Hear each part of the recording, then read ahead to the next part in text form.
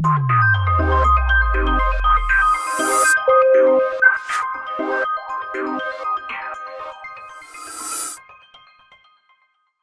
चलिए बच्चों, स्वागत है आपका एसी के एक नए लेक्चर में। और अभी भी हमारा परिचय ही चल रहा है और ये परिचय हम प्राप्त करके रहेंगे पूरा। तो यहाँ पे हम प्रत्यावर्ती धारा एक परिचय भाग 2, इसमें हम पढ़ने वाले प्रतिघात रिएक्टेंस और प्रतिबाधा इम्पीडेंट, औसत धारा इन 1 साइकिल, यानी एक चक्र में कुल औसत धारा निकालेंगे। ये रिएक्टेंस है, ये इम्पीडेंस है। अभी तो हम परिचय ही प्राप्त करने वाले हैं। तो सबसे इंपॉर्टेंट बात जरा हम देखते हैं, ये हमारे पास एसी है और ये टाइम का फंक्शन है, ये 0 है, ऊपर की तरफ परिमाण पॉजिटिव है, नीचे की तरफ परिमाण नेगेटिव है, यानी धारा ऊपर पॉजिटिव है और नीचे नेगेटिव है। और हम एक चक्र पूरा चला लेते हैं ऐसा। यार थोड़ा सा ये टेढ़ा बन गया, जैसे ही बना एक से ही चलता है वो, अब बन गया एक सा, हाँ बिल्कुल बन गया। और यहाँ पे धारा ली है हमने, धारा का परिमाण है, ये धारा है। समय की धारा देखो,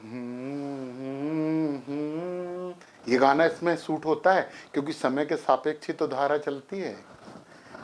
चलिए आप देखिए, ये वाला कोण 0 डिग्री, ये वाला भी पढ़ा है हमने थोड़ी देर पहले पिछले लेक्चर में, π/2। ये वाला कोण कितना हो गया, 2π यानी 180। और ये हो गया 3π/2 और ये 2π बोला था हमने, पाई, सॉरी यार पाई, और ये हो जाएगा 2π। सॉरी बच्चों, π/2 पाई, 3π/2 और 2π ऐसा होने वाला है। हम π/2 का मतलब भी लिख देते हैं 90 डिग्री, पाई का मतलब होता है 180 डिग्री, रेडियन में लिखा है। 3π/2 का मतलब होता है 270 डिग्री और 2π का मतलब होता है 360 डिग्री। यार इनका कुछ उपयोग करें, इनका उपयोग करें और फिर समय की बात करेंगे। हम इसका एक डायग्राम बनाते हैं और ये डायग्राम को जनरली बोलते हैं फेजर डायग्राम।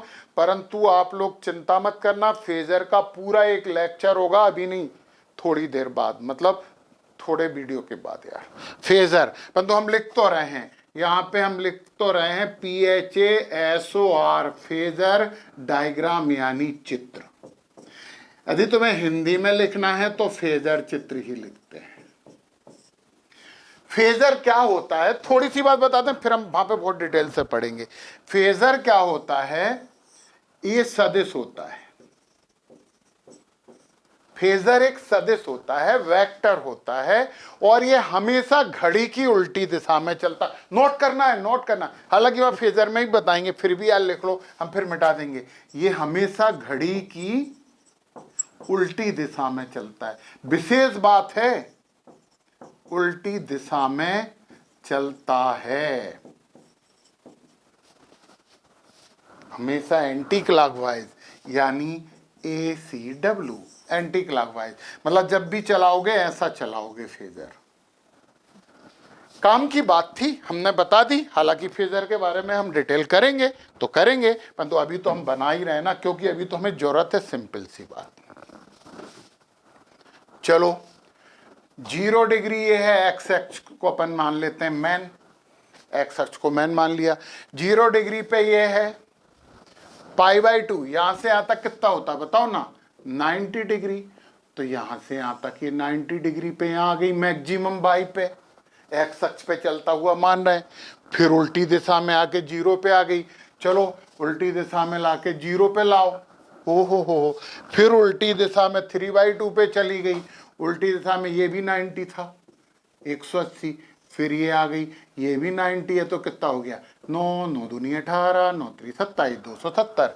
तो ये आ गया और फिर यहाँ से फिर दिशा बदल के फिर 0 पे आ गई। ये चक्र बन गया यार, ये ऐसा चला रहे हैं अपन इसे। यहाँ से स्टार्ट किया था उन्होंने और यहाँ से घूम घाम के तो एक वृत्त बन गया। ये भले ही अभी ठीक नहीं बना है, परंतु अपन एक अच्छा सर्किल यहाँ पे बना लेते हैं। ये सर्किल बन गया, फिर से सुन रहे, 0 यहाँ था, 90 पे परम मान हो गया, यहाँ पे I0 हो गई, अपन धारा की बात कर रहे हैं, फिर यहाँ पे 0 हो गई, फिर यहाँ पे भी माइनस I0 हो गई, फिर 0 हो गई, ये दोनों पीक मान हो गए, ये दोनों 0 मान है। इसे अपन ऐसे बना देते हैं। इस सड़ी हुई चीज, सिंपल सी चीज को फेजर डायग्राम कहते हैं, परंतु बनाना तो पड़ेगा। एनसीईआरटी ने तो बहुत ही ज्यादा वैल्यू दी है इस फेजर डायग्राम को। तो घड़ी की विपरीत दिशा में चलने वाला सदिश होता है फेजर। क्या लिखोगे? परिभाषा लिखो, हम बोल रहे लिखो। घड़ी की विपरीत दिशा में चलने वाले सदिश को फेजर कहते हैं और इसके चित्र को फेजर डायग्राम कहा जाता है। समझ गए आप? ये बात समझ गए, पक्की बात है। ये हमने बना लिया। अब हमने वो गाना गाया था ना, समय की धारा देखो। अरे यार, समय तो देखा ही नहीं अभी हमने, समय भी तो देखना पड़ेगा ना, क्योंकि धारा समय के साथ परिवर्तित होती है। तो समय की धारा देखो। आगे का गाना नहीं याद रखना, बस इतना ही रखना, यही है अपने काम का। आगे गाना हमारे सिलेबस में नहीं है। सुनो, अब हम लाल से लिख रहे हैं, रेड, रेड है मतलब समय, क्योंकि बहुत सी चीजें समझनी है यार, कोई छोटी मोटी चीजें थोड़ी। और एसी पड़े, पूरे पूरे देश में एसी प्रभावित होती है, हर फैक्ट्री, हर कारखाना, हर चीज एसी से चल रही है। सर वो गाड़ियां नहीं चल रही एसी से, तो मत चलने दो ना, बाकी तो दूसरी चीज चल रही है ना। चार्ज तो एसी से ही करते हो, एसी चार्ज कर सकती है। हम बात करेंगे थोड़ी देर बाद। तो एसी चार्ज करने के लिए कुछ यंत्र लगाए जाते हैं, क्यों लगाए जाते हैं उनकी बात करेंगे, परंतु समय देखो। सबसे पहले यहां पे हो गया 0 सेकेंड, यहां पे हो जाएगा T/2। टी क्यों लिखा? कैपिटल टी को बोलते हैं आवर्तकाल। आवर्तकाल, आवर्तकाल का मतलब होता है एक पूर्ण चक्र में लगा समय। एक पूर्ण चक्र में लगा समय, टी बराबर आवर्तकाल। पूर्ण चक्र में समय लगता है टी। आधा हो गया T/2। यहां से π/2 पे समय कितना होगा? पाई पे समय है, T/2। π/2 पे समय कितना होगा बताओ जरा? यहां पे समय होगा T/4। Yes, T/4। 1/4 चक्र हुआ है ये। 1/4 चक्र में समय हो जाएगा T/4। आधे चक्र में आधा समय हो गया। यहां पे समय कितना होगा बताओ? यहां होगा 4T/3। 4T/3। सर कैसे निकाला ये 4? यहां से आके बीच का आधा कर लो, यहां पे ऐसे करो, T/2 प्लस T/2 बराबर क्या हो जाएगा? 2 इधर आ गए, तो ये हो जाएगा आपका कितना? ये वाला T/2 था प्लस T था बटे 2 था, गड़बड़ हो रहा है। 3T/2 कैसे आ जाएगा? ये T/2 प्लस T/2, तो 2 3 3/4 आ तो रहा है। हाँ गलत लिख दिया था हमने। ये कितना हो जाएगा? ये हो जाएगा 3T/4। हमने गलत लिखा बिल्कुल, ये 3T/4 होगा। हाँ 3T/4 होगा, 3T/4 ऐसे निकाला। देखो जब गलत करते तो सही हो जाता है, गलती पकड़ा जाती है। तो ये 3T/4 होगा, 4T/3 नहीं होगा, गलत बोला था हमने, 3T/4 होगा। यार गलती सबसे हो सकती है यार, सफाई दे रहे हैं तो हो जाने दो ना सफाई। 3T/4 होगा बच्चों, यहाँ पे टाइम ये 3T/4 है, क्योंकि इसे सॉल्व करेंगे 2 और 3, 3T/2 2 या 4, 3T/4 औसत निकालेंगे। जब हमने गणित किया तो सही आ गया, तो आवर्तकाल की बात तो हमने कर ही ली। ये समय है, तो हम यहाँ पे भी लिख सकते हैं। यहाँ पे वो कब था? वो 0 सेकेंड में था।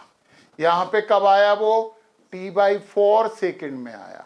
यहाँ पे कब आया? ये T/2 सेकेंड में आया। यहाँ पे कब आया?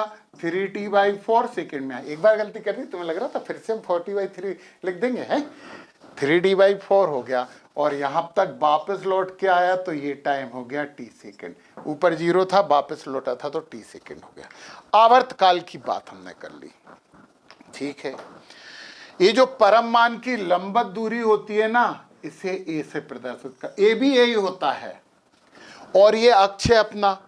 तो अधिकतम विस्थापन, ए को क्या बोलते हैं? अधिकतम विस्थापन। ए को आयाम बोलेंगे, एम्पलीट्यूड, इंग्लिश में भी लिख देंगे, टेंशन में मत आना, एम्पलीट्यूड। और इसका मतलब क्या होता है? इसका मतलब होता है अधिकतम विस्थापन।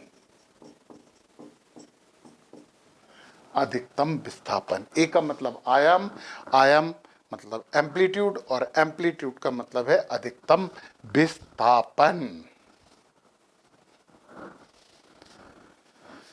ठीक है, ये आयाम आ गया। अब हम बात करेंगे आवृत्ति। आवृत्ति प्रति सेकंड, ये आवृत्ति पता है ना आपको? आवृत्ति, आवृत्ति का मतलब है प्रति सेकंड कंपनों की संख्या। एक सेकंड में कंपन क्यों लिखेंगे यार? चक्रों की संख्या लिखेंगे अपन, तो चक्र बोल रहे हैं ना, चक्रों की संख्या, यही लिखो। अब आवृत्ति कहलाती है। इसकी इकाई होती है हर्ट्ज।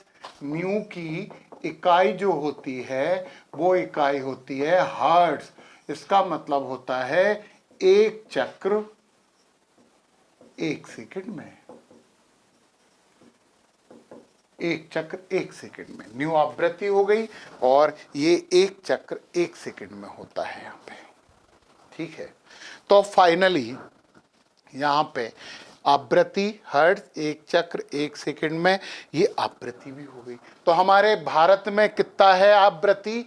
भारतीय आवृत्ति, भारतीय एसी आवृत्ति हम लिखवा चुके हैं, फिर से लिखवा देते हैं, बराबर 50 साइकिल पर सेकेंड, 50 हर्ट्ज, 50 चक्र प्रति सेकेंड, ये भारत की आवृत्ति होती है।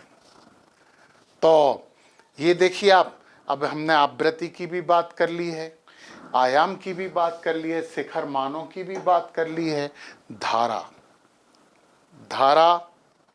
तो अभी थोड़ी सी बात और करेंगे, इंपॉर्टेंट बात है ये, आप लिख लो यार, फेजर को लिख लो। सदिश होता है, घड़ी की विपरीत दिशा में चलने वाला सदिश होता है फेजर। इंग्लिश हिंदी में भी फेजर ही बोलते हैं। हाँ, वो फेस को हिंदी में कलर है, तो फेजर को कलर थोड़ी बोल सकते हैं अपन, इसलिए यहाँ पे फेजर ही कहा है हिंदी में भी। एनसीईआरटी में भी हिंदी वाली में फेजर ही कहा है। चलो ठीक, ये तो अपन मिटा देते हैं।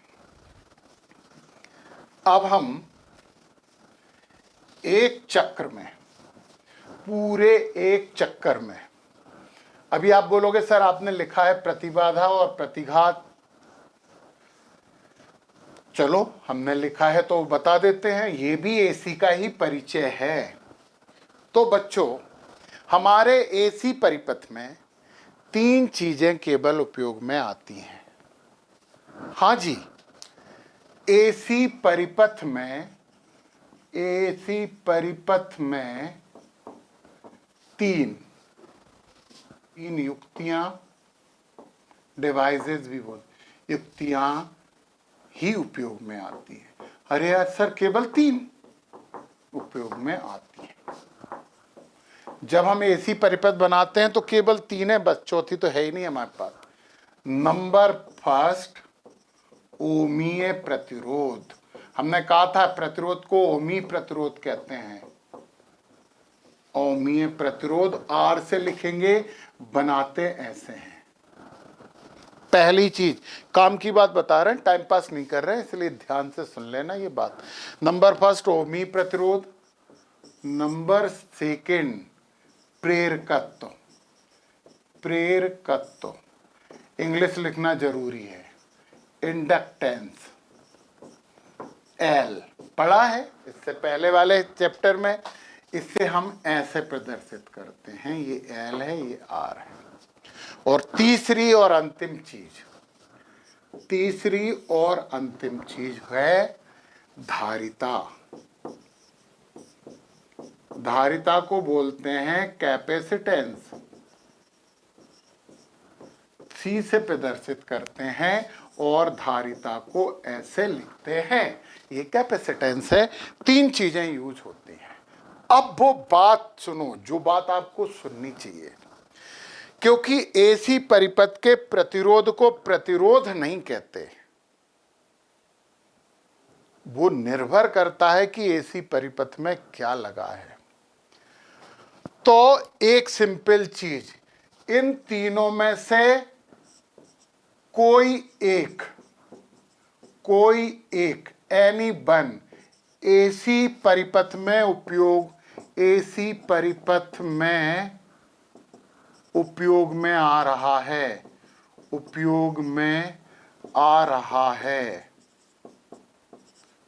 तो उस एसी परिपथ के प्रतिरोध को प्रतिघात कहते हैं। प्रतिघात रिएक्टेंस कहते हैं, तथा उसे एक्स से प्रदर्शित करते हैं।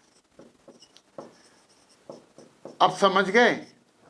हालांकि प्रतिरोध लगा रहता तो अपन प्रतिरोधी बोल देते हैं, क्योंकि प्रतिरोध खुद ही अपने आप में प्रतिरोध है, परंतु कैपिटल एक्स है, ये एक्स से प्रदर्शित करते हैं।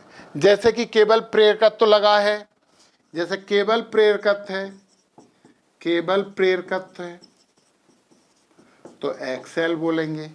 केवल धारिता है तो एक्सी बोलेंगे। आर है तो आर ही बोलेंगे। केवल प्रतिरोध है, ये बात भी लिखी है तो आर ही बोलेंगे, उसे एक्स आर नहीं बोलेंगे, है ना। आर का अपमान नहीं करेंगे, क्योंकि आर बड़ा काम का है, तो उसे आर ही कहा जाएगा। तो पता है, इन तीनों में से कोई एक यदि ऐसी परिपथ में उपयोग में आ रहा है तो उस ऐसी परिपथ के प्रतिरोध को प्रतिघात कहते हैं, रिएक्टेंस कहते हैं। याद रखना, प्रतिघात प्रतिरोध है ये, समझ गए? अब सुनो, अब आगे की बात सुनो। ये 3 है, इस तरफ लिख रहे हैं, ये बात आपकी हो गई। अब इस तरफ लिख रहे हैं कोई एक, ये इन तीनों में से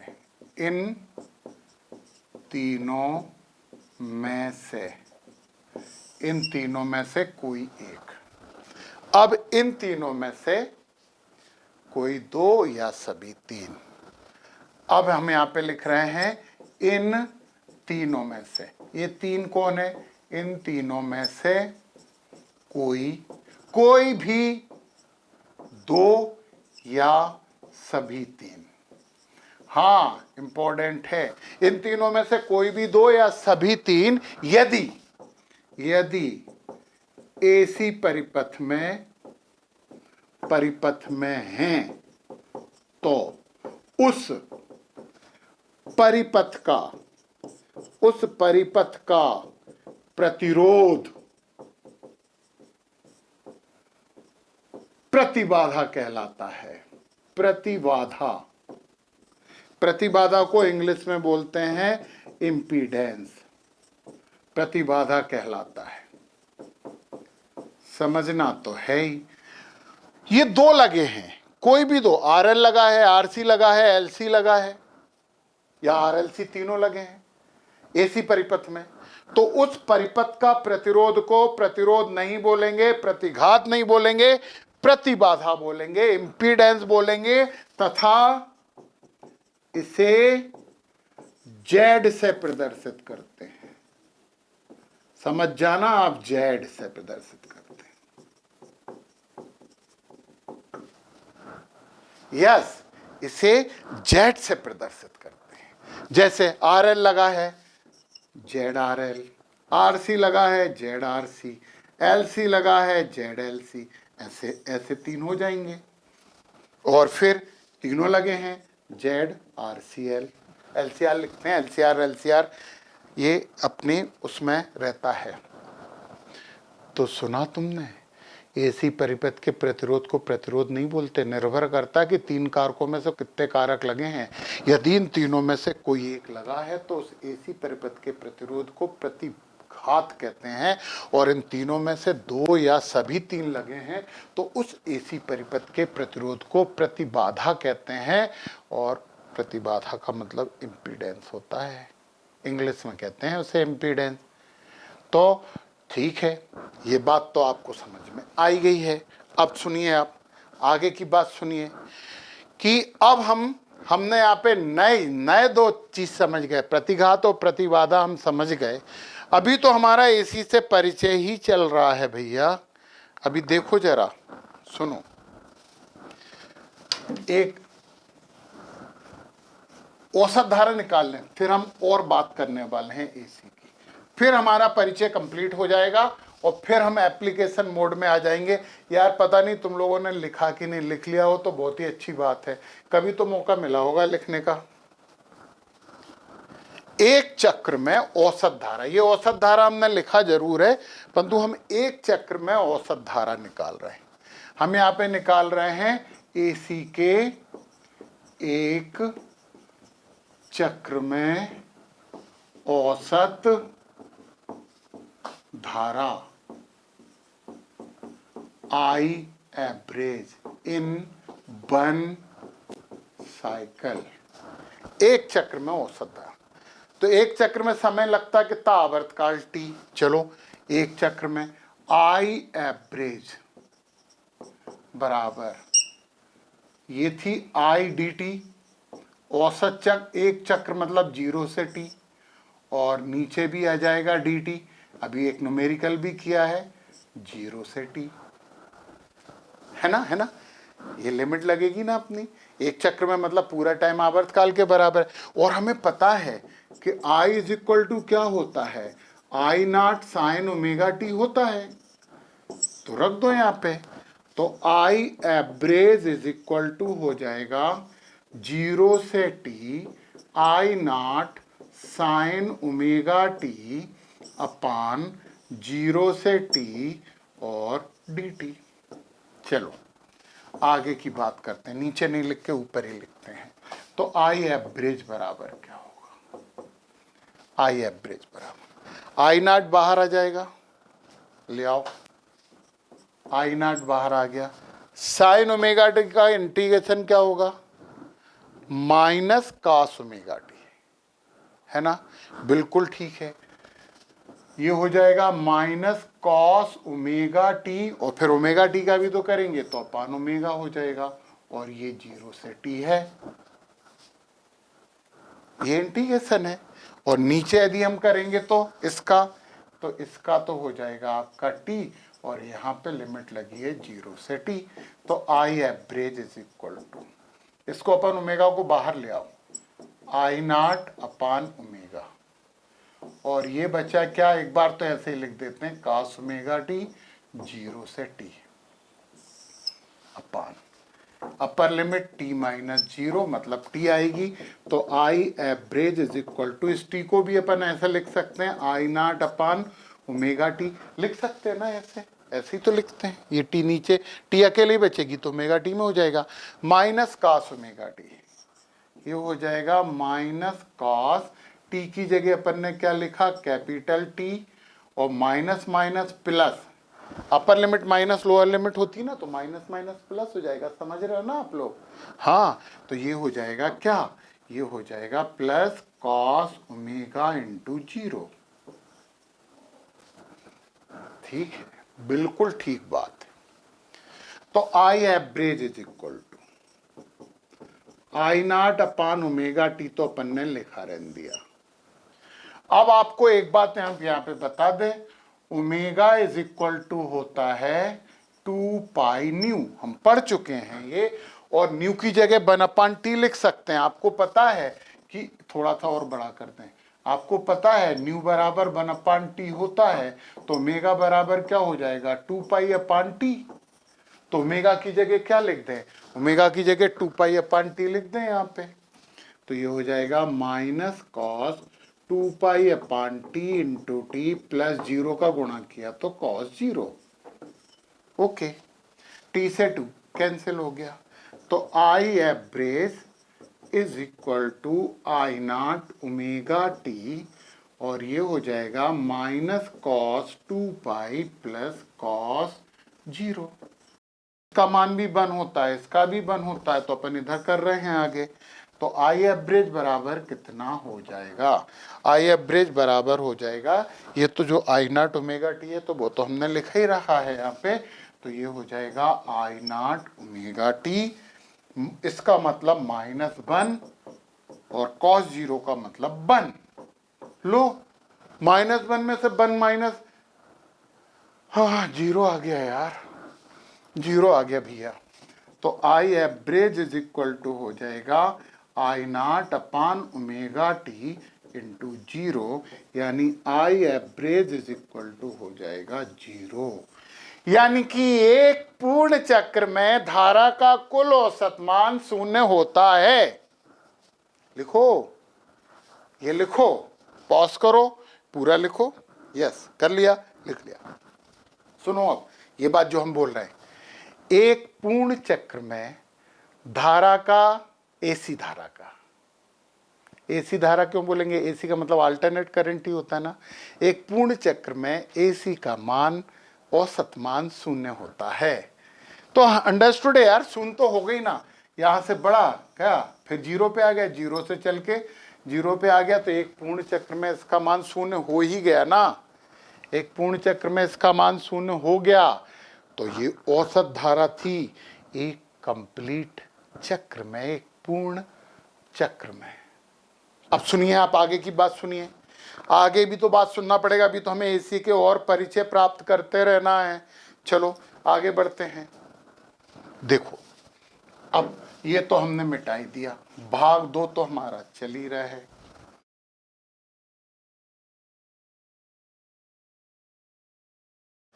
जो डीसी करंट की बात हमने की थी ना, जब हम डीसी की बात कर रहे थे तो उसमें V is equal to I R होता था। डीसी की बात कर रहे हैं, V is equal to I R होता है, जितना वोल्टेज लगाएंगे उतनी धारा बहती है। एसी में क्या होता है, एसी के गुण कर लेते हैं अपन, तो यहाँ पे बोल देते हैं एसी के गुण, प्रत्यावर्ती धारा के गुण, या गुण की जगह अपन यहाँ पे ये लिख देते हैं विशेषताएं। गुण की जगह विशेषताएं होती हैं। नंबर पहला, इसका परिमाण तथा दिशा समय के साथ, समय के तो फंक्शन है, समय के साथ परिवर्तित होते रहते हैं। ये बात तो आपको पता है, पहले से ही पता थी। अब दूसरी बात आपको चौंकाने वाली बात पता लगेगी, प्रत्यावर्ती धारा, हिंदी में भी लिख देते हैं प्रत्यावर्ती धारा, चुंबकीय तथा रासायनिक प्रभाव नहीं देती। लो, ये ना तो चुंबकीय प्रभाव देती है ना रासायनिक प्रभाव देती है। चुंबकीय गुण मैग्नेटिक प्रॉपर्टी शो नहीं करेगी और केमिकल प्रॉपर्टी भी शो नहीं करेगी, इसके पास कोई प्रभाव नहीं होते। क्यों? क्योंकि यदि चुंबक बनेगा, आधा प्लस चला आधा माइनस चला, एक तरफ एन बना, इसमें दूसरी तरफ एन बन गया, दोनों खत्म कर लेंगे, तो ये चुंबकीय गुण दर्शाती नहीं है, प्रभाव नहीं देती या गुण प्रदर्शित नहीं करती, ये भी लिख सकते हैं। चलो, रासायनिक गुण प्रदर्शित नहीं करती, ये भी लिख सकते हैं। प्रभाव भी बिल्कुल सही था, गुण प्रदर्शित नहीं करती है। ये फिर क्या करती है? तो एक बात बताएं, जो अपन ने गैल्वेनोमीटर, अमीटर और वोल्टमीटर पढ़े हैं ना, जो भी पढ़े हैं वो तो इसमें काम आने ही वाले नहीं है बच्चों। अब जब ये मैग्नेटिक इफेक्ट नहीं दे रही है और ये रासायनिक प्रभाव नहीं दे रही है, तो फिर इस धारा को मापेंगे कैसे? अब इस धारा को मापने के लिए हमें क्या करना पड़ेगा? तो अगली प्रॉपर्टी आपको पास होगी, प्रत्यावर्ती धारा। प्रत्यावर्ती धारा केवल ऊष्मीय प्रभाव देती है। केवल ऊष्मीय प्रभाव देती है, ओनली हीटिंग इफेक्ट। तो इसमें जो भी उपकरण बनेंगे धारा मारा मापने वाले, वो सब ऊष्मीय प्रभाव पर आधारित होंगे, समझे आप। इसलिए नए उपकरण रहेंगे और वो सभी के सब ऊष्मीय प्रभाव पर आधारित होंगे। तो क्योंकि ये एसी जो है ना हमारी, वो ऊष्मीय प्रभाव तो देती है। जब एसी ऊष्मीय प्रभाव देगी तो पूरे के पूरे जितनी भी चीजें हैं वो सब ऊष्मीय प्रभाव पर आधारित होंगी। चलिए ठीक है, ऊष्मीय प्रभाव पर आधारित होंगी तो प्रत्यावर्ती धारा केवल ऊष्मीय प्रभाव देती है। यार ऊष्मीय प्रभाव तो देगी, वो आगे चले या पीछे चले, हीट तो होगी ही। ओके बच्चों, ठीक है। मतलब हम एक बात बताएं, चौथे नंबर की बात करें, एसी से चुंबक प्राप्त नहीं किया जा सकता, चुंबक प्राप्त नहीं किया जा सकता। तो ध्यान रखना आप, एसी से चुंबक बनाने की कोशिश मत करना। तो इससे चुंबक प्राप्त नहीं कर सकते, इससे कोई रासायनिक क्रिया नहीं कर सकते। इसलिए रासायनिक क्रिया के लिए सेल वगैरह सब उपयोग में लाए जाते हैं, सेलों वगैरह का उपयोग किया जाता है। तो एसी से चुंबक प्राप्त नहीं किया जा सकता। तो पांचवा एक हम उपकरण पढ़ेंगे और आपके घरों के आसपास लगे होंगे, आपको विद्युत मंडल के कर्मचारियों से पूछना, और हमें पता, आपको खुद को भी पता होगा, ट्रांसफार्मर। तो ट्रांसफार्मर में केवल एसी उपयोग में आती है। ट्रांसफार्मर हम पढ़ेंगे, ट्रांसफार्मर में केवल एसी का ही प्रयोग हो सकता है। उपयोग एसी का ही प्रयोग होता है। चलो प्रयोग लिख देते हैं, प्रयोग होता है। मतलब एसी एप्लीकेबल फॉर ट्रांसफार्मर, अनुप्रयोगी है। तो एसी में जो ट्रांसफार्मर है उसमें केवल एसी का ही प्रयोग होता है, डीसी में ट्रांसफार्मर का प्रयोग नहीं होता है। ये बात आप अच्छी तरीके से समझ लें कि डीसी में कभी भी ट्रांसफार्मर का उपयोग नहीं होता है। ट्रांसफार्मर का उपयोग केवल और केवल एसी में ही होता है, ठीक है। और अगली चीज, बड़ी इंपॉर्टेंट चीज है, एसी प्रत्यावर्ती धारा त्वचिक प्रभाव देती है, त्वचिक प्रभाव देती है, प्रभाव देती है। पता है त्वचिक प्रभाव को क्या बोलते हैं? स्किन इफेक्ट, स्किन इफेक्ट देती। मतलब एसी सतह पे चलती है। मतलब इसका मतलब क्या हुआ त्वचिक प्रभाव का? त्वचिक प्रभाव का एसी चालक की सतह पर चलती है, सतह पर चलती है। क्यों भाई, क्यों चलती है सतह पर? इसमें इलेक्ट्रॉन कहीं जाते ही नहीं है। क्या मतलब? यार आधा साइकिल प्लस तो इधर गए, आधा साइकिल माइनस इधर आ गए, एक चक्र में झाते वहीं आ गए। तो केवल सतह पर चल, जबकि डीसी में अंदर चलते हैं इलेक्ट्रॉन, वो चलते हैं। इसमें इलेक्ट्रॉन कहीं जाते ही आते नहीं है। देखो जरा, हम एसी की बात कर रहे हैं। देखो एसी का ये एक चक्र हो गया, ये प्लस हो गया और ये माइनस हो गया। मान लो एक चालक है, तो आधे चक्र में फर्स्ट हाफ साइकिल, यहां पे बात कर रहे हैं फर्स्ट हाफ साइकिल, ये प्लस हो गया और ये माइनस हो गया, तो इलेक्ट्रॉन अपने इस तरफ चलेंगे। एक सेकंड में 50 चक्र चलते हैं, 50 बार प्लस होगा, 50 बार माइनस। सोचो कितनी सी देर के लिए ये प्लस होगा, तुरंत क्या होगा? तुरंत ही ये हो जाएगा, ये प्लस हो जाएगा और ये माइनस हो जाएगा, ये इलेक्ट्रॉन लौटने लगेंगे। तो ये इलेक्ट्रॉन ऐसे ऐसे होते रहते हैं, बस कहीं चलते चलते नहीं है, तो सरफेस पे ही मानते, क्योंकि कुछ चल ही नहीं रहे। आधे साइकिल में इधर गया, दूसरे में इधर आ गए, ऐसे ऐसे होते रहेंगे अपनी जगह पे। जबकि डीसी में अंदर चलते हैं, तो डीसी अंदर बहती है, डीसी अंदर की बात है। किसी भी चालक में डीसी अंदर की तरफ बहती है, अंदर, जबकि एसी सतह पर होती है। क्योंकि इसमें इलेक्ट्रॉन चलते ही नहीं है, कंपन करते हैं, आगे पीछे आगे पीछे आगे पीछे आगे पीछे।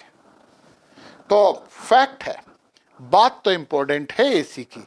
तो एसी त्वचिक प्रभाव देती है, स्किन इफेक्ट देती है, ये बात भी आप समझ गए हो। और ये एसी के पूरे गुण हमने आपको बताए। परंतु एक बात बताना तो हम भूल ही गए कि बारातियों का स्वागत विभव और एसी में संबंध से किया जाए।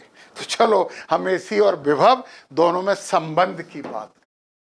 हाँ, ये इस एसी का एक बहुत इंपॉर्टेंट कैरेक्टरिस्टिक्स है, विशेषता ही है। विशेषता लिखे ही रहने दे रहे हैं अपन, तो मिटा ही नहीं रहे। विशेषता लिखी है हमारे पास, जो विशेषताएं लिखी हैं वो पूरी की पूरी लिखी हैं। अब देखो, एसी में प्रत्यावर्ती धारा में धारा तथा विभव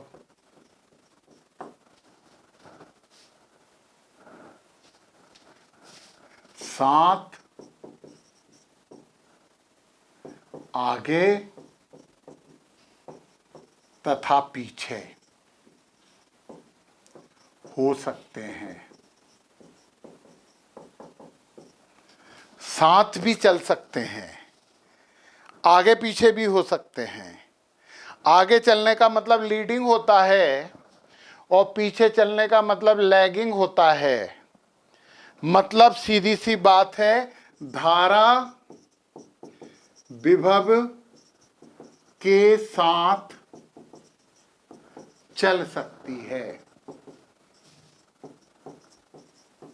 इसे बोलेंगे समान कला, सेम फेस। समान कला की जगह अपन ये लिख दें सेम फेस। धारा विभव के साथ चल सकती है, धारा विभव से आगे हो सकती है। हाँ, जबकि डीसी में नहीं होता, डीसी में कभी नहीं होता है। विभव से धारा कम ही होती है, आगे नहीं चलती। परंतु एसी में धारा विभव से आगे हो सकती है, अग्रगामी बोलेंगे इसे, अग्रगामी, अग्रगामी, लीडिंग, लीडिंग। समझ गए? ये अग्रगामी जो है ना, ये नाम कुछ सुना सुना नहीं लग रहा है आपको? हाँ, कोशिश करो, कहीं कहीं ऐसा नाम, इस टाइप का नाम आपने सुना है। चलिए, धारा विभव से आगे हो सकती है, अग्रगामी। और तीसरी बात भी तो लिखना पड़ेगा हमें, धारा विभव से पीछे भी हो सकती है।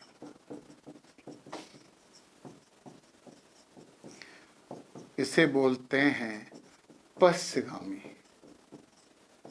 लैगिंग, लैगिंग बोलते हैं। इसे लीडिंग बोलते हैं, इसे लैगिंग बोलते हैं। हम तीनों के डायग्राम बना रहे हैं। पहला जो डायग्राम है, ये अपन ये विभव बना दें, साथ ही चल रहे हैं। एक भी हो गया, एक आई हो गया, समान कला में है। साथ चलने का मतलब समान कला होती है, इसका उच्चिष्ट इसका भी उच्चिष्ट, इसका निम्निष्ट इसका भी निम्निष्ट, इसका जीरो इसका भी जीरो, ये होती है साथ चलने का मतलब। यस, ये वाली बात आपने समझी है। ये हो गई सेम फेस, समान कला, समान कला। दूसरी वाली बात बता रहे हैं अपन, ये ऐसा हो सकता है, ये है विभव और ये धारा हो सकती है। देखो, जहां इसका जीरो है विभव का, वहां धारा का क्या है, उच्चिष्ट। धारा इससे 90 डिग्री, ये जब 90 पे थी धारा जीरो थी, ये जब 90 पे थी धारा जीरो थी। जब ये जीरो पे आया, धारा पीछे चल रही है इसके, इसे बोलेंगे π/2 लैगिंग, पश्चगामी, पश्चगामी। और तीसरा और बना देते हैं, विभव ऐसा बनाओ, धारा ऐसी बनाओ। विभव ये B है, ये I है। विभव 0 था, धारा 90 आ गई थी, तो इसे बोलेंगे π/2 लीडिंग, अग्रगामी। अग्रगामी हम शुरू कहां से देखेंगे? यहां से, ओरिजिन से देखेंगे कि जब विभव 0 था, धारा 90 डिग्री पे थी, पीक वैल्यू था, परम मान था धारा का। मतलब यार ये सब बातें तो छोड़ो, हमें इतना पता है कि धारा विभव के आगे चल सकती है, धारा विभव से पीछे चल सकती है, धारा विभव के साथ भी चल सकती है, ये कंडीशन है। मतलब हम कौन कौन से परिपथ पढ़ रहे हैं, उनमें क्या क्या होने वाला है, ये सब चीजें हम वहां पे करने वाले हैं। और अब ऑफिशियली हम यहाँ पे पूरा परिचय प्राप्त कर चुके हैं एसी के बारे में। परिमाण दिशा दोनों बदलती रहती हैं, ठीक है, ठीक है सर, मान लिया, सुन लिया, समझ भी लिया। एसी इक्वेशन भी हमने निकाल लिया, परम मान भी हम समझ गए हैं, और एसी बनती कैसे है ये भी हम बहुत अच्छे से समझ गए हैं। अब एसी ऊष्मीय प्रभाव नहीं देती, एसी रासायनिक प्रभाव नहीं देती। मतलब एसी के जितने भी हमें उपकरण बनाने होंगे, वो पूरे के पूरे उपकरणों की जरूरत हमें पड़ेगी ऊष्मीय प्रभाव पर आधारित होकर। तो पढ़ेंगे ना, समझेंगे ऊष्मीय प्रभाव क्या होता है। और अभी तो प्रश्न एक ये है यार कि एक पूरे चक्र में एसी 0 हो जाती है, कभी कम रहती है, कभी ज्यादा रहती है, तो इसके प्रभाव को कैसे मापेंगे यार? आखिर कैसे मापें? मान लो एसी चल रही है, ये यहां पे मापा इतनी मिली, यहां पे यदि मापा तो ज्यादा मिल गई, यहां पे मापा तो बोलेंगे 0 है, और पूरे चक्र में माप लिया तो 0 ही हो गई। बहुत दिक्कत है कि एसी का मापन कैसे किया जाए, कभी कम है कभी ज्यादा है, पूरा प्रभाव निकालने के लिए कैसे पता करेंगे हम एसी के बारे में? तो पता करेंगे ना, नेक्स्ट लेक्चर में मिलते हैं और ये सब पता करते हैं।